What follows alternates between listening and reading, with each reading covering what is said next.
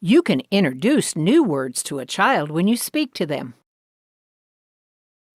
Instead of using a common word to describe something, you can use a similar word that might be new to the child. For example, instead of saying that a tree is big, you could say that it is large, or huge, or giant, or enormous.